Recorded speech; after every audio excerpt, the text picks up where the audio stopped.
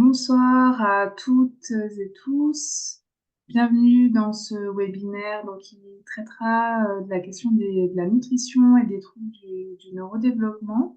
Donc, on est en compagnie d'Eugénie et Maureen qui fera cette présentation. Eugénie, je vais vous laisser déjà vous présenter. Oui, merci. Bonjour à tous. Je suis ravie de partager ce moment avec vous. Donc, je m'appelle Eugénie Emorine. Je suis naturopathe et nutrithérapeute depuis plus de 15 ans. Et j'interviens spécifiquement auprès des enfants et des adultes qui sont porteurs d'un trouble neurodéveloppemental avec des approches nutritionnelles dont je vais vous partager le sujet ce soir. Voilà, et je travaille au sein de la Maison des enfants extraordinaires, qui est un lieu complètement innovant dans le Gard, qui accueille justement les enfants et les familles qui ont des enfants qui sont porteurs de ce trouble neurodéveloppemental. Merci beaucoup. Alors, je vais me présenter également brièvement. Donc, moi, je suis Morgane Nuel. Donc, je travaille pour le laboratoire Norsan, qui est un laboratoire spécialisé dans les oméga 3 marins. Donc, peut-être si on peut mettre sur la slide suivante. Donc, j'animerai ce webinaire ce soir. Et vous retrouverez dans le chat ma collègue Magali Schwartz, à qui vous pourrez poser des questions pendant le webinaire. J'en profite également pour vous indiquer que ce webinaire sera disponible en replay. Il vous sera envoyé dès demain. Et de façon générale, nos webinaires sont disponibles sur notre page YouTube. Je vais vous présenter très brièvement le laboratoire Norsan. Donc, comme je disais, on est spécialisé dans les oméga 3 marins, donc EPA et DHA, sur des produits qui sont 100% naturels et hautement dosés. Donc, on est d'origine norvégienne, puisque notre fondateur Joachim Graf est norvégien. Et il a établi Norsan en Allemagne, puisqu'il a suivi en fait sa femme là-bas. Et pour la petite histoire, c'est là qu'il s'est rendu compte aussi de la faible consommation dans les pays européens des huiles de poisson, contrairement à la Norvège, et qu'il a décidé de lancer Norsan. Donc actuellement en Allemagne, Norsan est leader des ventes d'oméga 3.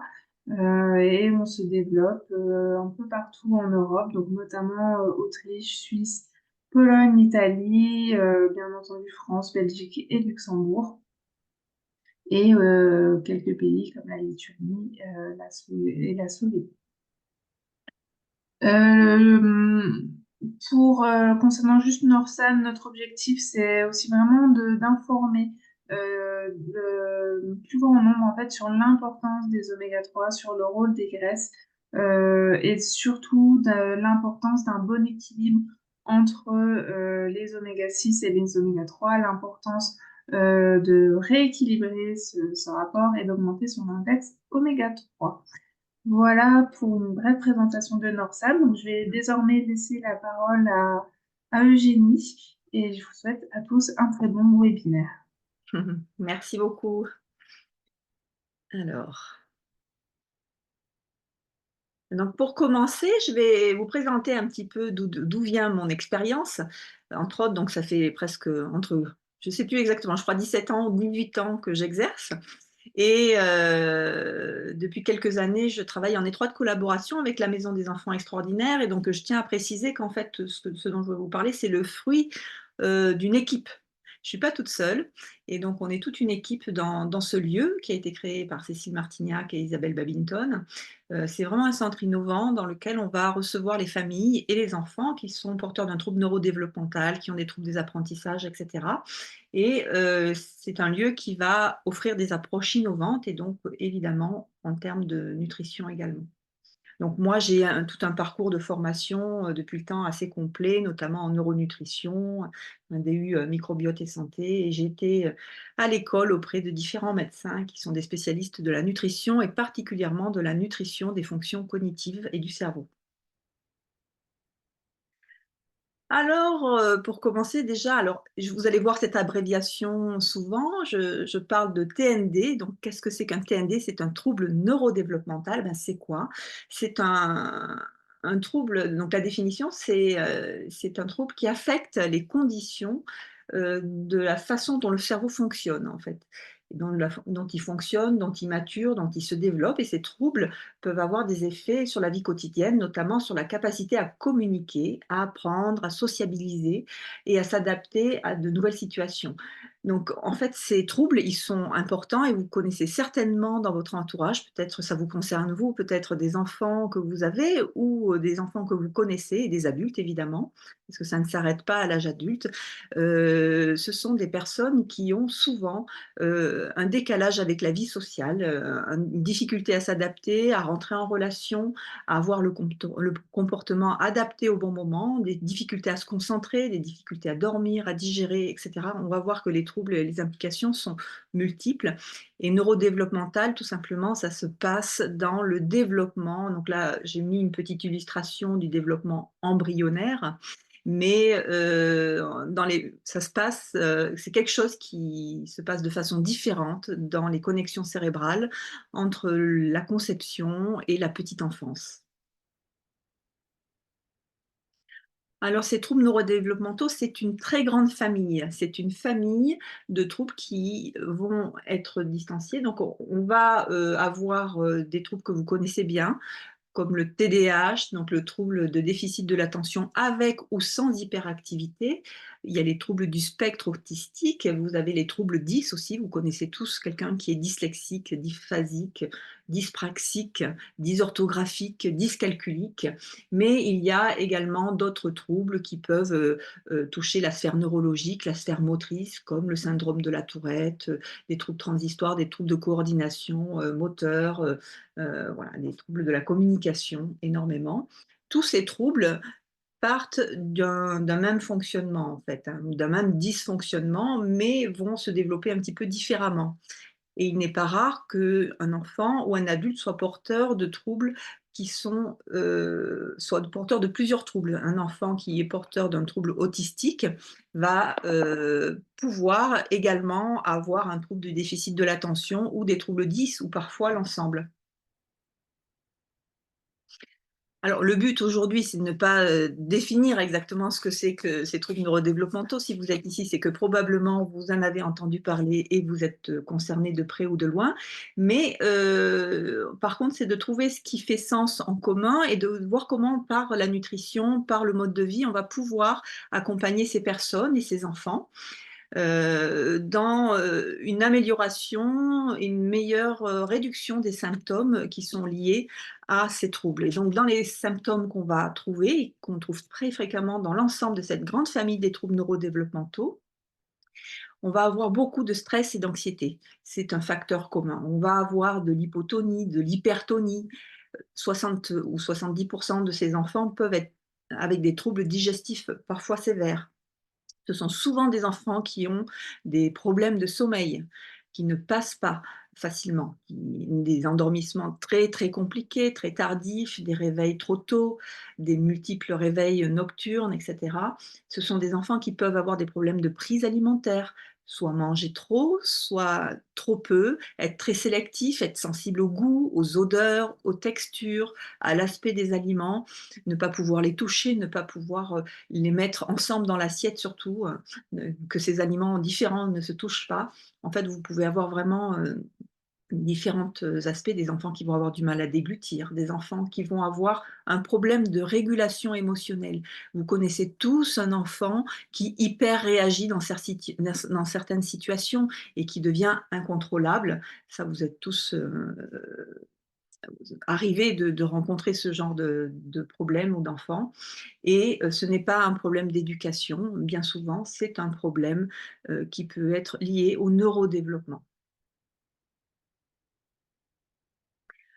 Ces troubles, pourquoi on en parle ce soir? Parce que c'est une problématique émergente qui est très, très importante. Ah, il faut savoir qu'il y a 50 ans, l'autisme n'existait pas.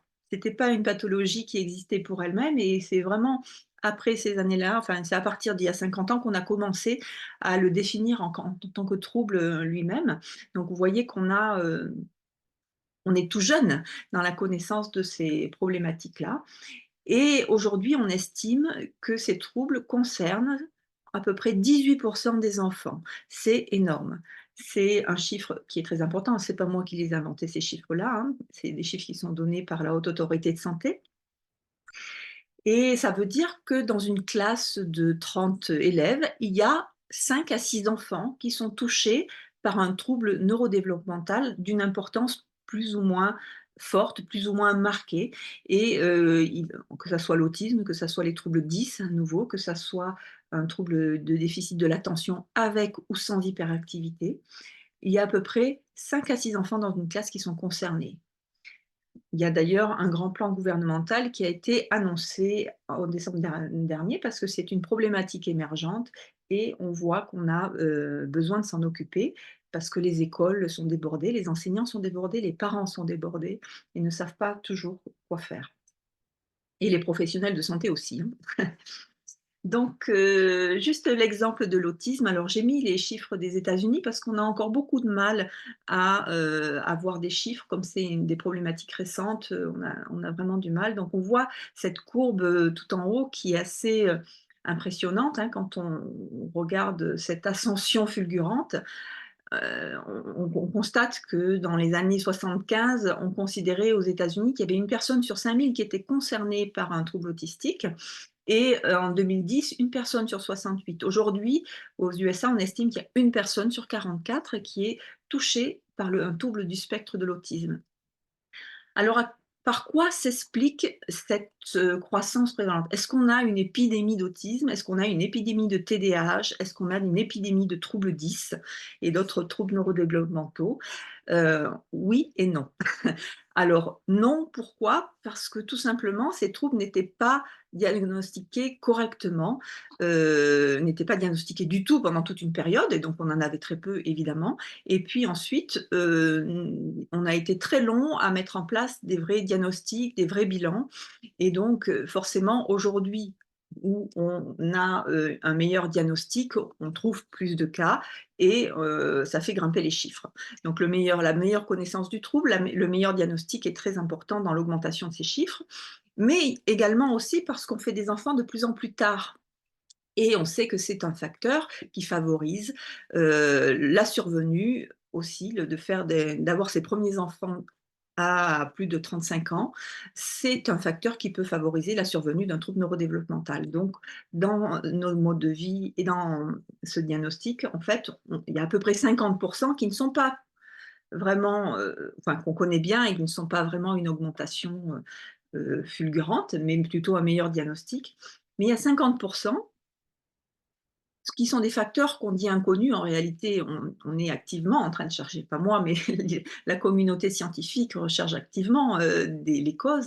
Et dans ces 50%, il y a des causes environnementales qui sont vraiment, vraiment mises en avant. Et dans ces causes environnementales, c'est ce qu'on mange, c'est comment on vit, c'est les troubles, c'est l'anxiété générale de la société, c'est la contamination par les métaux lourds, par les pesticides, les perturbateurs endocriniens, etc. Donc, toutes ces questions de mode de vie, finalement, elles sont sans doute responsables par 50% de cette augmentation des chiffres qui concernent l'autisme.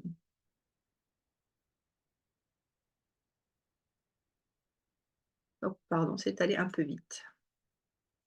Alors, je vous montre un petit peu ce modèle. C'est un modèle sur lequel on a travaillé à la Maison des enfants extraordinaires. Donc, c'est une espèce de pyramide, la pyramide du neurodéveloppement de l'enfant et de croissance. Et vous avez cette zone, cette pyramide rouge, donc qui s'étend vers le haut, vers le ciel, et qui est en fait tous les éléments qui est constitué de tous les éléments qui sont nécessaires à l'enfant pour grandir et pour se construire un bon neurodéveloppement. Il faut qu'il intègre ces réflexes archaïques, bon, c'est des choses dont on parlera peut-être un peu plus tard, la latéralité, la coordination, les praxies, perception, qu'il apprenne à se réguler au niveau émotionnel, au niveau moteur, au niveau comportemental. Il faut qu'il développe un sentiment de sécurité, d'attachement, et cetera, qu'il acquiert des compétences sociales, émotionnelles, des fonctions exécutives pour arriver à l'autonomie. Et ça, c'est le but de l'éducation, de la croissance, que nous puissions les accompagner là-dedans. Et tout ça, ça se passe dans un environnement. Et dans cet environnement, il y a tous les besoins fondamentaux de l'être humain, le besoin d'être estimé, le besoin d'amour, le besoin de sécurité et bien sûr le besoin d'évoluer avec une nutrition qui soit adaptée, avoir du bon sommeil, faire de l'exercice suffisamment, pouvoir ne pas être soumis au stress en permanence, être exposé à la lumière, etc. Ce sont les fondamentaux de la bonne santé pour les êtres humains et ça fait partie des besoins. Et bien sûr, dans les interactions avec l'environnement, il y a aussi tout ce qui va être ce qu'on va retrouver dans notre environnement, qui est aujourd'hui est très largement contaminé par des toxiques. Mais ça va être la façon dont on va stimuler l'enfant, au niveau moteur, au niveau intellectuel, au niveau social. Et donc on voit avec ce schéma-là que finalement l'environnement, le mode de vie sur lequel on peut agir va influencer plus ou moins favorablement le développement de l'enfant et venir renforcer l'expression de ces troubles ou au contraire les inhiber. Une petite diapo pour vous parler plus spécifiquement de ce qu'on va pouvoir faire pour accompagner un enfant qui a, alors là, un TDAH, mais ça pourrait être un trouble du spectre de l'autisme ou des troubles 10. Quels différents types d'interventions nutritionnelles peuvent avoir une importance chez ces enfants-là? Et on sait que ce sont des enfants qui ont une facilité, alors j'appelais ça de la dysrégulation chronobiotique, c'est peut-être j'aurais peut-être dû simplifier un petit peu le terme, je m'en rends compte en le lisant, mais ça veut dire qu'en fait c'est un enfant qui va pas forcément son cerveau ne va pas forcément se mettre en route au bon moment. C'est-à-dire qu'il va pas être réveillé le matin quand c'est le moment d'être réveillé, il va pas être concentré à ce moment-là et il va être hyper excité le soir au moment où c'est le dormir, inversement, ou dormir toute la journée et être réveillé toute la nuit, et cetera. Et donc en fait, c'est des horloges biologiques qui se dérèglent très facilement chez ces enfants-là. Un autre point commun, c'est qu'ils ont énormément de carences nutritionnelles. Mais quand je dis énormément, c'est connu que ces enfants-là ont des carences en fer, en magnésium, en oméga 3, en vitamine D, etc. Et vous allez voir un peu plus loin dans la présentation que ces nutriments sont essentiels dans la fabrication des neurotransmetteurs qui vont réguler le fonctionnement du cerveau et qui vont aider à améliorer l'attention, le comportement, la régulation émotionnelle et sensorielle, etc. Ce sont aussi des enfants qui ont pour point commun d'avoir des problèmes intestinaux qui vont créer différentes problématiques et on va voir comment le cerveau est en lien avec notre microbiote et notre écosystème intestinal. Ce sont aussi des enfants qui ont évidemment par définition un problème pour sécréter ces neurotransmetteurs qui sont ces petites molécules, ces messagers chimiques fabriqués par le cerveau, essentiellement aussi par l'intestin, et qui viennent envoyer les messages qui viennent favoriser pour la dopamine la concentration, par exemple, l'énergie, le fait de se mettre en route, et qui vont pour la mélatonine favoriser le sommeil. Mais il y a différents problèmes physiologiques qui se posent, le déficit mitochondrial, c'est-à-dire la capacité des cellules à fabriquer de l'énergie. Un point commun, c'est aussi un état inflammatoire et de stress oxydatif, etc. Donc on a toute une problématique hormonale, des troubles de la méthylation, des métaux lourds, la neuroinflammation, etc., sur lequel l'alimentation et la nutrition vont avoir des effets favorables, voire restaurateurs. Alors, qu'est-ce qu'on fait en premier? Le but de cette soirée, ce n'est pas de vous donner toutes les recettes, parce qu'il n'y en a pas, on s'adapte à chaque enfant et à chaque adulte. C'est vraiment, on va dire, une approche adaptée, individualisée, mais il y a quand même des grands passages indispensables dont on ne peut pas faire l'économie et la question des neurotransmetteurs est essentielle. Comment réguler ces neurotransmetteurs?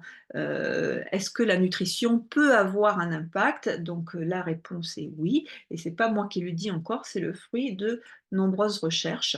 Alors dans quoi vont être impliqués un petit peu ces neurotransmetteurs. Vous connaissez sans doute de nom la dopamine et la noradrénaline. C'est un petit peu comme si on avait une pédale d'accélérateur, et notamment dans le cas du déficit de l'attention, ce sont ces neurotransmetteurs qui sont principalement déficients. Mais on a aussi des pédales de frein. Et ces pédales de frein, c'est la sérotonine et la mélatonine. La sérotonine, elle est plutôt sécrétée en fin de journée, et c'est un petit peu la neurohormone du bonheur, celle qui va nous permettre d'avoir une détente et qui va, à la tombée de la nuit, se transformer dans le cerveau en mélatonine, cette hormone qui assure à l'enfant et à l'adulte un endormissement très rapide et un sommeil profond récupérateur qui nous fait dire au matin: mais j'ai vraiment bien dormi. Et bon, et vous, évidemment, ce sont des voies qui peuvent être perturbées chez ces personnes qui sont atteintes. On a des formes mixtes aussi qui impliquent d'autres types de neurotransmetteurs comme le GABA, qui est un régulateur notamment des tensions.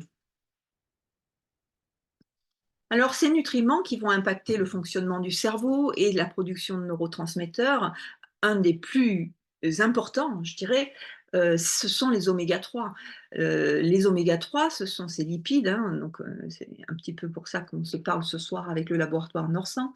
Ce sont des lipides fondamentaux qui constituent une grande partie de notre cerveau. Alors, dans le cerveau, on a de l'eau, on a du vide, mais on a aussi 40% de la matière sèche, ce sont des oméga 3 de type DHA, c'est-à-dire un oméga 3 bien particulier qui va constituer toutes nos cellules nerveuses et également rentrer dans la constitution de toutes les membranes de nos cellules. Donc il nous en faut quand même une quantité importante, et ces oméga 3 vont s'implémenter pendant la grossesse dans le cerveau, et pendant toute la période de la petite enfance et pendant l'allaitement.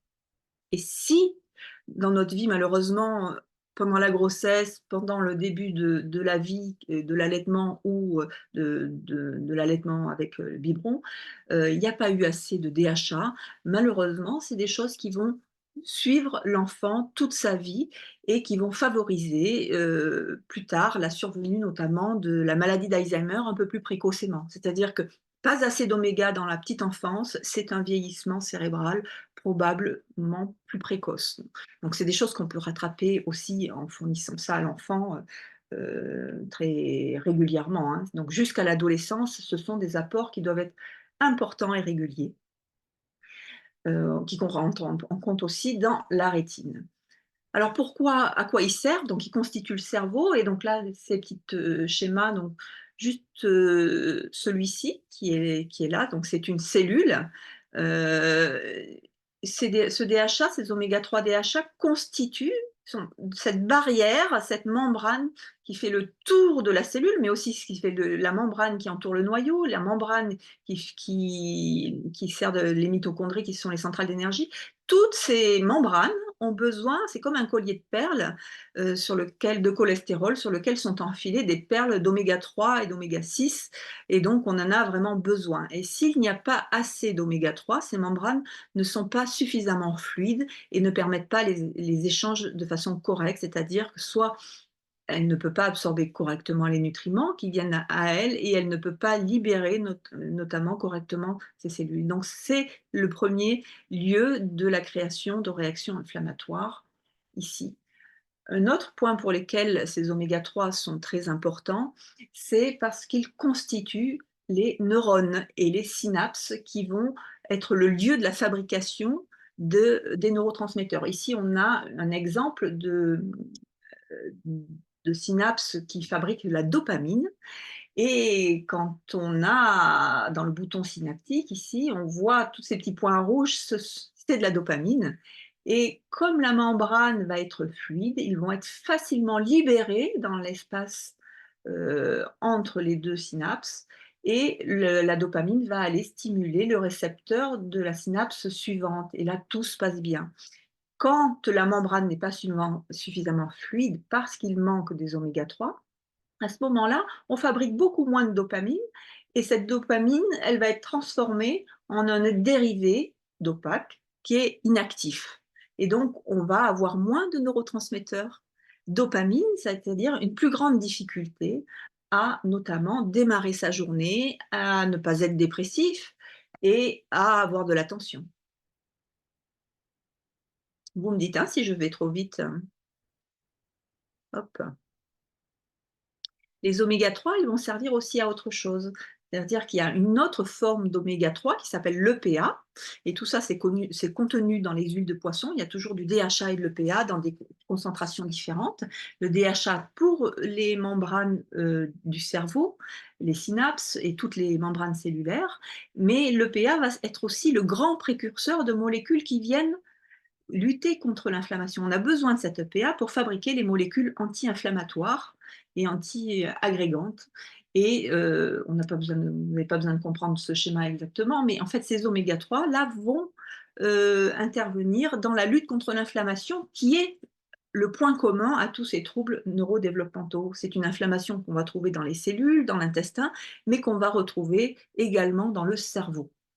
D'où l'importance d'avoir des très bons apports en oméga 3. Donc vous voyez comment ça impacte, ces nutriments vont impacter le fonctionnement du cerveau de l'enfant et de l'adulte.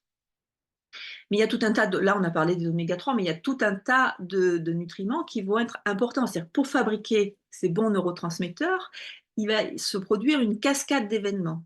Et à chaque étape de ces cascades d'événements, on va avoir besoin de certains types de vitamines, de certains minéraux, de certains oligoéléments, de certains acides aminés qui vont être indispensables pour fabriquer un neurotransmetteur. Et si à une des étapes, il manque un nutriment, à ce moment-là, on va avoir un problème de synthèse de neurotransmetteurs. Donc vous voyez ici l'exemple de la tyrosine qui est le précurseur pour fabriquer la fameuse dopamine et la noradrénaline qui nous intéressent.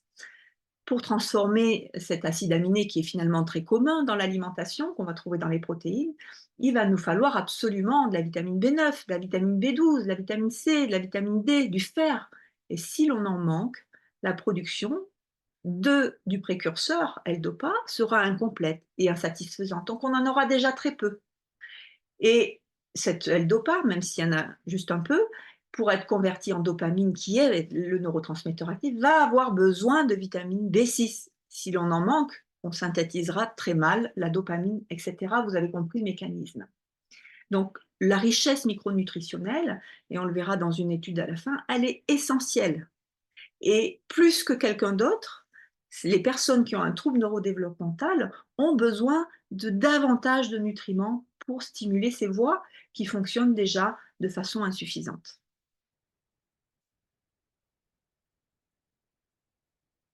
Voilà, pardon, j'ai ma souris qui fonctionne pas très bien et ça me fait revenir en arrière. Alors, ici, c'est pas le but de vous faire un cours de nutrition, mais qu'est-ce qui fonctionne le mieux en fait pour fournir aux enfants et aux adultes qui ont un trouble neurodéveloppemental, quel est le type d'alimentation qui fonctionne le mieux pour fournir tous ces nutriments, toute cette richesse dont on a besoin, c'est le régime méditerranéen, sans surprise. Un régime méditerranéen qui est connu pour avoir des grandes concentrations, notamment en oméga 3, mais aussi en antioxydants, en polyphénol, c'est-à-dire que tous ces légumes et fruits colorés vont contenir des antioxydants fabuleux qui vont venir lutter contre l'inflammation et le stress oxydatif de ce trouble-là. Et donc, on va avoir une grande richesse en vitamines, en fibres, en protéines, voilà, de bonne qualité, qui vont être importantes dans ce régime-là. Mais ce n'est pas un régime méditerranéen forcément classique, parce que comme on a des troubles, on doit l'adapter aux besoins spécifiques de l'enfant, de son cerveau, du fonctionnement de son cerveau qui sont spécifiques, et parfois aussi au dérèglement de son intestin, à des choses comme ça. Et donc ça, c'est quelque chose qu'on va voir. Et donc il y a une diète Mind qui est un dérivé de ce régime méditerranéen qui va insister davantage sur ces nutriments, les nutriments qui sont particulièrement utiles au fonctionnement du cerveau, c'est-à-dire les légumes à feuilles vertes, dans lesquels on va retrouver beaucoup de folate, cette vitamine essentielle à la fabrication des neurotransmetteurs, mais aussi à la production d'énergie, à la réaction de la méthylation. Donc on va en proposer au moins une fois par jour des légumes à feuilles vertes, des salades, des épinards, de la mâche, des fans de navets par exemple qui sont très intéressantes à cuisiner comme un épinard. Voilà, on va essayer les blettes, vous en connaissez sans doute plein, mais aussi les fruits rouges Les fruits rouges sont, particulièrement riches en certains antioxydants qui vont être bénéfiques pour le cerveau. Tous les fruits à coque contiennent tout un panel d'acides gras qui sont essentiels pour l'entretien du cerveau et des membranes cellulaires, donc voilà, mais aussi des oligoéléments comme le sélénium qui vont être très intéressants. On va aussi avoir la présence de ces poissons gras qui contiennent des oméga 3, des volailles, les légumineuses très riches en protéines végétales, mais aussi en fibres qui sont indispensables pour le microbiote. Et tout ça avec une abondance d'épices, d'aromates, d'herbes. Pourquoi? Parce que ce sont des anti-inflammatoires et des antioxydants qui vont venir réguler notre microbiote. On le verra tout à l'heure. Eugénie, je me permets juste comme Oui? prévu de vous indiquer qu'il est 19h30. D'accord, très bien.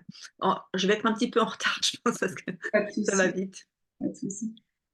Donc on va, une chose qui est importante également, c'est la quantité d'eau qui va être on pense pas, mais les enfants ne boivent pas, ils ne boivent pas assez et le cerveau, c'est 85 d'eau et donc dès qu'on se déshydrate, c'est-à-dire au bout d'une heure de temps, on commence à moins bien réfléchir, à être plus irritable, plus de difficulté à se concentrer et on a une vigilance qui diminue.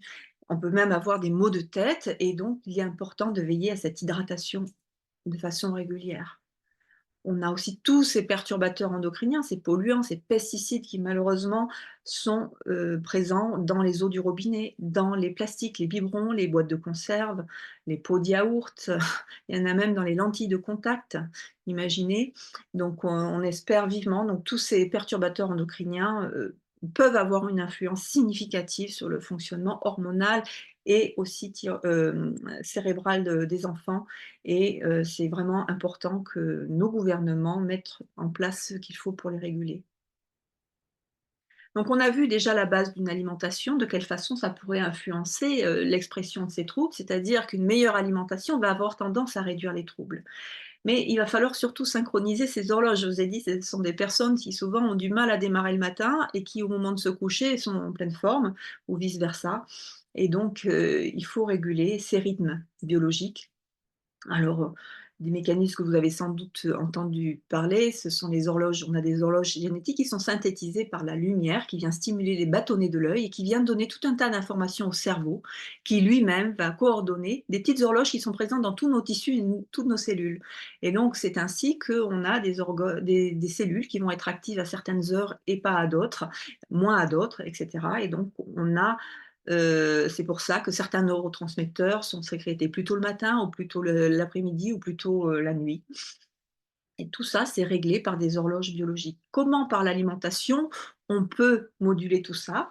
Eh bien, on peut conseiller effectivement des choses qui vont en apportant certains types de nutriments à certaines heures, on va donner une régularité au fonctionnement, du cerveau et on va lui fournir ce dont il a besoin au bon moment.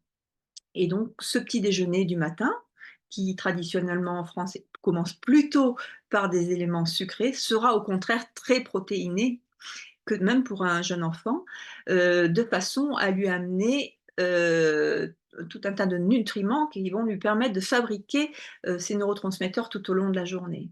Et vice versa, l'après-midi, on ne veut pas favoriser l'activité, mais plutôt une détente, et on donnera au moment du goûter plutôt des glucides à faible indice. On ne va pas donner des morceaux de sucre, des barres industrielles ou des pâtes à tartiner du commerce, qu'on connaît bien, mais plutôt un fruit frais qui va contenir un peu de sucre et redonner un petit peu d'allant sur la fin de journée et surtout qui va être accompagné de vitamines, de fibres. On va donner quelques noix, on va donner un pain complet biologique avec quelques carrés de chocolat noir, etc. Vraiment des choses qui sont simples mais qui vont donner cette balance. Et entre le petit déjeuner et le goûter, on a ces repas qui vont apporter les nutriments essentiels, sachant que ce sont souvent des personnes qui vont manquer de certains apports protéiniques et beaucoup de fibres. Donc au dîner, on va donner des protéines plutôt végétales avec beaucoup de fibres dans les aliments. La lumière importante va réguler l'exposition à la lumière du matin. Donc là, c'est une lampe de luminothérapie de 10 000 lux, va stimuler la dopamine. Donc si vous avez un enfant qui ne se réveille pas le matin, vous le posez sur la table du petit déjeuner, une lampe de luminothérapie, au moins de 10 000 lux, et vous l'exposez pendant 20 à 30 minutes pendant qu'il prend son petit déjeuner, et ça va aller beaucoup mieux. Le mieux, ça serait encore de prendre son petit déjeuner dehors, en saison, quand c'est possible. C'est formidable et ça dynamise tout de suite la journée. Et le soir, au contraire, on va éviter toutes les lumières bleues d'écran qui stimulent l'activité et favoriser toutes les lumières rouges, les lumières tamisées qui vont favoriser la synthèse de mélatonine propre au sommeil. L'intestin-cerveau, l'axe intestin-cerveau, alors vous en avez entendu parler. Normalement, on a une muqueuse intestinale qui est extrêmement intelligente et qui a pour fonction d'absorber les nutriments que nous avons décomposés dans le long processus de digestion pour les amener dans le sang et venir baigner toutes les cellules et fournir au cerveau tous les nutriments dont on a besoin. Très souvent, quand on a un trouble neurodéveloppemental, ces personnes-là sont très fréquemment euh, avec des manifestations gastro-intestinales très importantes. Et on a une inflammation qui peut se créer. Cela rend l'intestin perméable. Et au lieu d'être une barrière étanche qui ne laisse pas passer tout un tas de déchets, de toxiques et de molécules non digérées et de débris bactériens, la muqueuse de l'intestin, à force d'inflammation, peut devenir poreuse comme une vieille chambre à air, si je puis dire. Et à ce moment-là, va passer dans le sang des molécules qui ne seraient jamais venues auparavant. Et cela va déclencher un processus immunitaire chronique qui va dérégler, y compris le fonctionnement du corps, mais parfois aussi celui de la synthèse des neurotransmetteurs. Il y a plein de voies de circulation. Vous le regarderez si ça vous intéresse, c'est un petit peu complexe, mais entre l'intestin et le cerveau, c'est une autoroute à 4 voies qui circule dans les deux sens, ça communique dans les deux sens, et que ça soit par le sang, que ça soit par la voie immunitaire, par la voie endocrinienne ou la voie nerveuse. Donc tout ce qui va mal se passer dans l'intestin et produire des molécules inflammatoires va avoir une répercussion sur l'état du cerveau et la capacité du cerveau à fournir des neurotransmetteurs au bon moment et en bonne quantité. Alors, qu'est-ce qui est favorable à cet écosystème intestinal? Eh bien, le régime méditerranéen à nouveau. Et on voit sur ce schéma-là que le régime méditerranéen traditionnel va favoriser l'intégration d'une bonne, enfin, l'entretien d'un bon écosystème intestinal et d'une bonne perméabilité intestinale, une bonne barrière.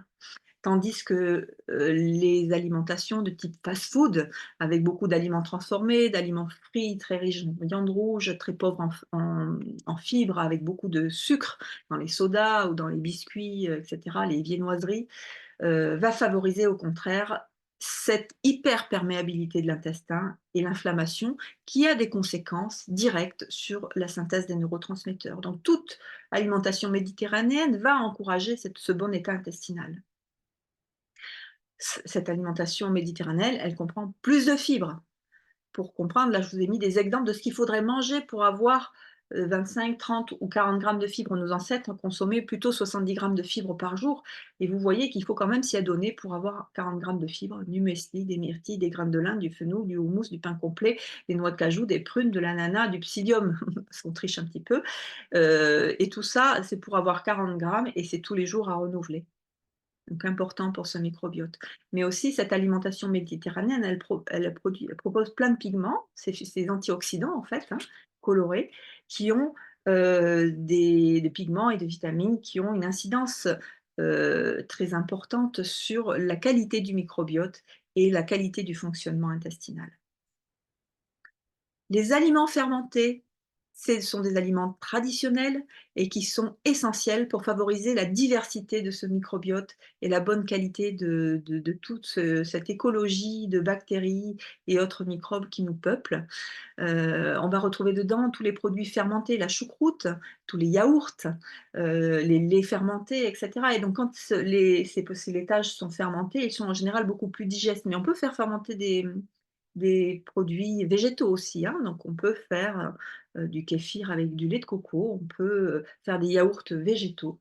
On va trouver les légumes lactofermentés, les olives, les cornichons, et tout le pain au levain aussi est issu de la fermentation. Les carences, on en a parlé tout à l'heure, elles sont très fréquentes en fer, en magnésium, en zinc, en oméga 3, en vitamine D, en vitamine B9 et B12. C'est un point commun et je vous invite à procéder à des bilans biologiques, des analyses de sang, des analyses parfois particulières parce qu'on peut des fois ça doit être mesuré dans certaines cellules du sang, pour être fiable, mais faire, tout ce panel d'analyse permet vraiment d'individualiser, le l'accompagnement que vous pouvez offrir à votre enfant ou aux enfants que vous accompagnez. Alors les voilà, hein, ces grands pourvoyeurs, ces grands, éléments qui sont des catalyseurs de la fabrication des neurotransmetteurs. Le fer évidemment qui sans fer on ne peut rien faire et le cerveau en est très gourmand et souvent ce sont des enfants qui ont des carences de fer et du coup ont une espèce de brouillard cérébral et n'arrivent pas à se concentrer.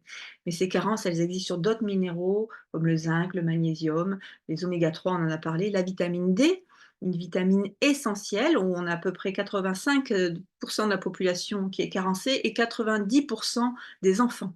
Donc je vous invite à supplémenter vos enfants tout l'hiver à des dosages adaptés, c'est vraiment important. La vitamine B9 qu'on va trouver dans les légumes à feuilles vertes, la vitamine B12 qu'on va trouver dans les produits carnés essentiellement.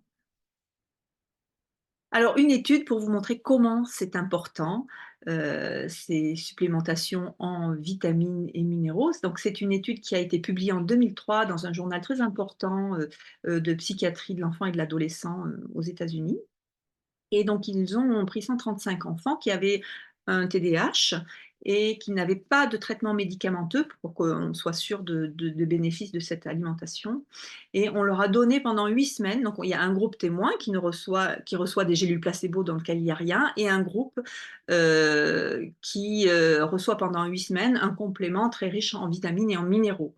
Au bout de 8 semaines, on constate que dans le groupe qui a pris le supplément, heu, ou qui passent différents tests qui sont adaptés, il y a une amélioration et de l'humeur et des capacités de concentration, des capacités cognitives des enfants qui ont pris la formule vitamine. Par contre, dans l'autre groupe, il ne se passe rien. Ils sont toujours avec les mêmes difficultés. Donc, on prend ces enfants qui ont eu le groupe placebo et à eux, on va leur donner pendant 8 semaines à nouveau ce complément multivitamines minéraux et on va se rendre compte qu'ils ont la même amélioration que dans le premier groupe. Il y a eu des effets parallèles, c'est l'amélioration de la croissance. Alors, je l'ai mis 2 fois, excusez-moi. Je ne sais pas pourquoi c'est paru 2 fois. Mais, voilà, donc, non seulement il y a des meilleures fonctions cognitives, mais la croissance a été améliorée et ça, c'est un point important parce que quand les enfants sont sous méthylphénidate, c'est un point, l'appétit se perd et la croissance a souvent tendance à réduire et donc là, on a une façon qui est sans danger, naturelle, qui n'intervient pas sur la croissance, au contraire qui la favorise, une façon d'aider, ces enfants et ces adultes à mieux fonctionner parce qu'ils en ont besoin. Les régimes d'éviction, donc c'est ne pas manger de gluten, ne pas manger de produits laitiers, ne pas manger d'œufs, ne pas manger de soja et cetera. Est-ce que c'est systématique? Est-ce que tout le monde doit manger sans gluten et cetera? Pas vraiment. C'est mieux d'être, alors je vais passer à la diapo suivante, je reviendrai après sur celle-ci. C'est mieux d'individualiser, mais ce qu'on sait, c'est que, il y a des liens qui se précisent d'étude en étude. Alors depuis 2000, on va dire 2018, 2020, 2023, on a plusieurs méta-analyses qui mettent en parallèle le lien qui peut exister entre la maladie cœliaque, qui est une forme d'intolérance assez grave au gluten, donc cette protéine qui est commune au blé, et aux plantes de la même famille, aux céréales de la même famille et qui est extrêmement, indigeste et difficile et qui est inflammatoire et donc on a une prévalence, c'est que si vous êtes porteur d'une maladie cœliaque et ben, vous avez énormément plus de risques d'avoir un TDAH ou un autisme qui est corrélé.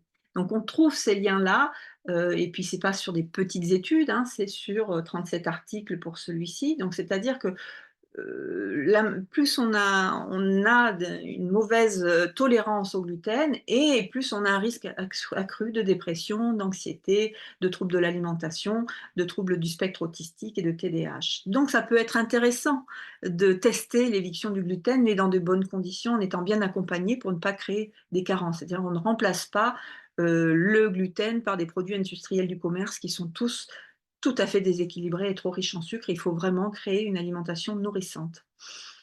On a une autre méta-analyse qui date de 2022 qui a montré qu'un régime sans gluten et sans caséine aux protéines du lait présente des avantages significatifs sur la réduction de certains comportements stéréotypés dans le trouble de l'autisme, mais aussi une amélioration des fonctions cognitives. Pourquoi? Différentes pistes. Une action sur le microbiote, une action sur la barrière intestinale, une action sur les récepteurs de la fameuse vitamine B9 qu'on trouve dans les légumes à feuilles vertes, une action sur les neurones, sur l'inflammation. Bref, il y a plusieurs voies qui sont testées, mais qui pourraient expliquer pourquoi ces régimes-là ont en général du succès. Mais ce n'est pas chez tout le monde. Donc c'est à tester, à évaluer, et on s'aide de bilans biologiques pour tout ça.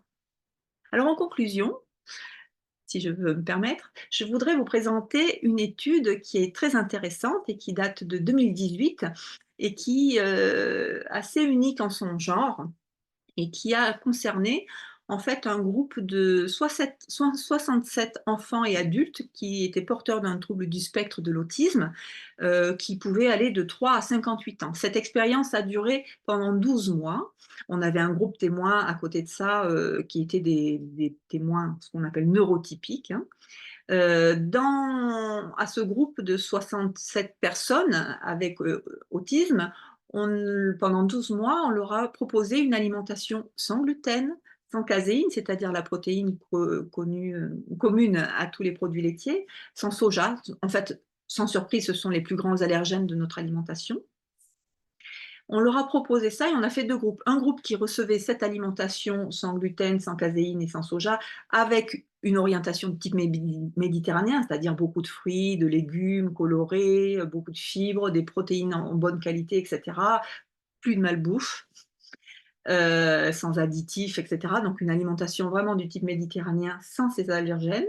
Et un groupe où on a rajouté à cette alimentation-là un très gros complément, supplément, multivitamines, minéraux, enzymes, acides aminés, etc. Donc je vous ai mis une liste ici, vitamine A, vitamine C, vitamine B1, iode, lithium, CoQ10, voilà, vraiment un complexe important. Et donc on a regardé un petit peu ce qui s'est passé. Ces groupes-là ont été évalués tout au long de l'année, mais au résultat final, on a eu une augmentation euh, importante, significative du QI non verbal dans le groupe avec le supplément.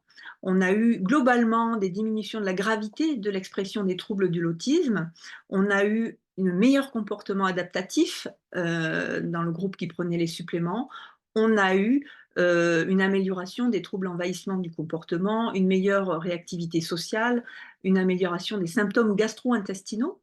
Et certains même viennent considérer que la maladie cœliaque va s'exprimer, va avoir des symptômes en fait extra-intestinaux, c'est-à-dire que c'est pas seulement une maladie digestive, mais c'est une maladie qui va toucher aussi le fonctionnement de tous les autres tissus et organes, dont le cerveau. Donc, d'où le lien. On a eu aussi une amélioration de la formule sanguine, voilà, de tout un tas de paramètres. Donc, ce qui est intéressant de comprendre dans cette étude, c'est que ceux qui ont reçu l'alimentation plus les vitamines ont fait des progrès très nets. Ceux qui n'ont reçu que l'alimentation ont fait des progrès également, mais moins significatifs, moins importants. Et ceux qui étaient dans le groupe témoin n'ont pas eu d'évolution significative. Dans cette période-là, il y a eu 3 cas sur ce groupe de personnes qui ont été particulièrement impactés dans le sens favorable au niveau des résultats qu'ils ont obtenus. On a le cas d'une fillette de 9 ans qui avait un trouble du spectre autistique profond, qui était un peu en surpoids, une force musculaire, une énergie très basse et qui était en fauteuil roulant, qui ne pouvait pas, par manque de force, ne pouvait pas se déplacer, marcher toute seule. Après 4 mois de ce régime-là, elle a eu une amélioration assez notable de sa force et après 6 mois, elle n'a plus eu besoin de son fauteuil roulant. Donc ça, c'est une première réussite. Vous voyez ce qu'on peut faire avec l'alimentation. Le cas 2, c'est un homme de 27 ans qui, porteur également de troubles autistiques profonds, qui avait une incapacité à uriner, probablement par un mécanisme de contrôle d'une cause neurologique en fait, hein, de sa vessie. Donc il souffrait, enfin voilà, et donc on était obligé de le sonder quotidiennement pour évacuer les urines. Au bout de 4 jours d'arrêt de produits laitiers, la personne s'est levée, est allée uriner seule. Alors c'est pas biblique, mais en tout cas, probablement qu'il y a quelque chose qui n'allait pas dans cette consommation de produits laitiers et qui lui a permis de retrouver un circuit neurologique lui permettant de vider sa vessie. Et donc, les 2 fois où il a fait des rechutes, c'est quand il a mangé par accident des produits laitiers. L'autre cas, c'est un garçon de 7 ans qui a un pica sévère. Les picas, donc dans les troubles du spectre autistique, c'est une façon c'est une manie en fait de manger des cailloux, de la terre, des choses, etc. Donc c'est quelque chose qui se trouve très fréquemment dans les troubles profonds et qui est très pénible pour l'entourage, pour la personne, pour l'enfant, qui est risqué bien sûr et dont on ne sait pas trop quoi faire. Et là, le pica a disparu au bout de 7 jours de régime, vous imaginez. Donc, probablement que ce pica était lié à un déficit nutritionnel important. Donc, cette étude, c'était pour conclure sur le fait que par la nutrition, on peut faire des grandes choses et que c'est quelque chose qui commence à être connu, et que les parents connaissent souvent aussi parce qu'ils essayent forcément tout un tas de voies, mais il ne faut pas hésiter à aller dans cette voie nutritionnelle parce que ça va être un soutien très important dans l'éducation de l'enfant, dans l'aider à réduire tous ces symptômes qui sont liés au trouble neurodéveloppemental, l'aider dans ses apprentissages, dans sa concentration, dans son sommeil, dans son développement moteur, dans son développement sensoriel, émotionnel. Tous ces nutriments, vous voyez, ont des impacts qui peuvent être très importants. En résumé, on fait quoi? On réduit les aliments ultra transformés pour aller vers des aliments bruts. On met en place une alimentation de type méditerranéen, de type MIND, dont je vous ai parlé. Donc, c'est des régimes qui ont été très étudiés, hein. C'est l'INSERM notamment qui a fait beaucoup d'études à ce sujet. Et dans ce régime-là, on va retirer ce qui peut être une intolérance ou une allergie pour l'enfant, pour éviter les inflammations. On va lui donner du rythme, c'est-à-dire qu'on va donner les aliments à un certain rythme tout au long de la journée pour réguler le fonctionnement de son cerveau. On va réguler son mode de vie, des exercices, pas de temps, trop de temps d'écran, qui va apporter cette lumière bleue et qui va, au contraire, stimuler, le cerveau au moment où il ne faudrait pas. On va faire des bilans biologiques pour bien cibler les besoins. De quels nutriments manque mon enfant, comment fonctionne son microbiote, ses neurotransmetteurs, lesquels sont déficients, etc. Donc c'est des bilans biologiques, c'est des tests, enfin il y a des moyens de savoir des choses là-dessus. Est-ce qu'il y a une perméabilité intestinale ou pas? Et on va supplémenter, ça ce sont vraiment les choses de base. Merci pour votre attention et puis donc je vous invite, si vous êtes intéressé par ce travail, à aller sur mon site cognitive.care et puis peut-être découvrir le maison de les formations et tout ce qu'on fait pour les familles et pour les professionnels, pour les former sur le site de la Maison des enfants extraordinaires, mixlab.com, et vous allez voir notamment les formations que je donne pour les professionnels. Moi, je m'engage, je suis ces enfants-là régulièrement et vraiment, j'ai à cœur que tous les professionnels qui accompagnent les familles se saisissent de ce sujet. En fait, c'est un sujet sur lequel tout le monde peut sensibiliser. Je vous remercie. J'espère que je n'ai pas été trop longue. J'ai un peu débordé. Non, y a pas de souci. Je vais juste passer très rapidement sur la slide suivante avant de passer aux questions. En fait, c'est juste pour vous présenter très brièvement les gammes de chez Norsan. Donc, sachez que en fait, nous proposons uniquement des oméga 3 marins. Donc, on a une gamme très restreinte pour proposer des produits de qualité. Chacune de nos gammes est disponible en version liquide et en version capsule, avec à chaque fois des doses journalières qui vous apportent 2000 mg d'oméga 3. Donc, vous avez la gamme totale qui est plus riche en EPA que en DHA, qui est composée d'huile de petits poissons gras. La gamme vegan qui, elle, est plus hautement dosée en DHA, qui est donc, c'est une algue, en fait, le Schizochytrium sp. Et la gamme Arctis, qui est donc de l'huile de foie de morue, donc également beaucoup plus hautement dosée en DHA. Et bien entendu, on a une version pour enfants qui est un mélange d'huile de foie de morue et d'huile de petits poissons gras avec une posologie adaptée et avec surtout des produits qui sont naturels et sans sucre. Voilà, pour cette présentation très rapide, si vous avez des questions, n'hésitez pas à nous contacter. De toute façon, alors je pense que c'est sur la slide d'après, vous devez avoir les coordonnées, que ce soit. Alors oui, vous avez l'offre, bien entendu, pour le webinaire, mais vous avez donc nos coordonnées si vous avez des questions, que ce soit sur Norsal.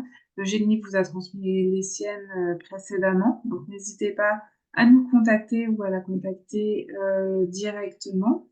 Et puis, ben, nous, on vous donne rendez-vous pour le prochain webinaire qui aura lieu le 5 mars et qui portera sur l'endométriose. Donc, bah, c'est l'heure maintenant pour nous de nous quitter. Donc, je vous remercie toutes et tous pour votre attention. Merci beaucoup, Eugénie, pour votre Avec intervention. plaisir. Il y a eu beaucoup de retours positifs dans le chat. De ce Ah, que super. j'ai Mais pu je suis voir. très heureuse que ce sujet se fasse connaître et vraiment, j'invite chacun à me contacter s'il a besoin d'infos, mais surtout de diffuser qu'il y a des possibilités d'aider ces personnes-là par la nutrition et que c'est pas quelque chose de marginal, c'est quelque chose qui est au contraire, qui a une grande voie d'avenir et qui apporte des réels soutiens. Très bien. Eh ben, écoutez, il ne me reste plus qu'à vous souhaiter une très belle soirée à tous et à Merci. très bientôt. À très Au bientôt. revoir. Au revoir.